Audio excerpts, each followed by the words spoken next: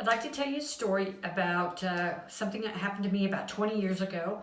My husband and I went fly fishing, and I don't know if any of you have done that, but it was quite an experience. I want to start my story out with, not my fault. Well, maybe some of it, but not all of it. So I don't know what you guys know about fly fishing, but you usually stand in the water. Well, you have to get these things called waders, and they come up to here, and they've got these suspenders that hold them in there. And so when we were on our way out there, we were getting ready to go down to Bennett Springs, and we had to go rent our waders. So we go in there, we rent them. Of course, they don't have my size. But we're like, what's one size? What difference does that make? So we get one size bigger.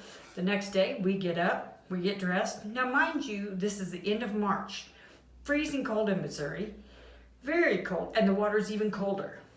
So we get in, and I've got on long johns and jeans and sweatshirts, and then I put my waders on.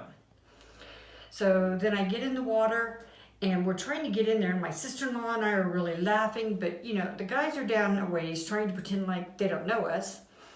I don't know how much you know about fly fishing, but at Bennett Springs, you go down there, everybody gets in a line, and they are very quiet. You can hear the fish flopping in the water. Well, we are trying not to laugh and be funny, and you'll never guess what happened. Yep, I fell in to my hands and knees. So my sister, we were laughing so hard. My sister-in-law was trying to help me up. We didn't want our husbands to know. Well, everyone there knew. So she's trying to help me up. We're trying to stand up and thinking that we'll walk back to the bank and crawl up and get on land where it was dry. Well, we were laughing so hard, I just kept falling more and more. And these waders were so much bigger that if my foot was on it, my whole foot wouldn't be on it and it would slide off. So it just kept happening over and over, and so we just kept laughing more and more. Well, so then my husband comes over and he gets me to the edge, and I'm like, it's no big deal. I'll stay here and just fish from the side. And he was like, no, you're full of water. Well, by this time, the whistle has blown, and everybody's trying to fish.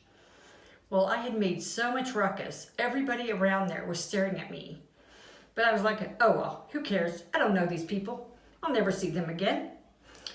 So we get up there, and he finally convinces me to change my waders, take them all off. Well, I mean, it was just full of water. Unbelievable. So he took me to the cabin, and I changed my clothes. I go back, and I said, okay, I'm just going to fish from the side. Guess what? Everybody there is like, oh my God, honey, I seen you fall in. Are you okay? Don't worry about it. I've done it too. And I think, well, I didn't think any of these people would know who I was, but they all knew who I was. So the rest of the weekend, I just kept hearing about how other people had fell, for me not to worry about it. I just really couldn't wait to leave, because then I knew I would never see these people again. Moral of this story is to make sure that you get waders that are your size. Don't try to get big waders and walk on slick rocks, because you're going to fall. So, moral of the story, get the correct size.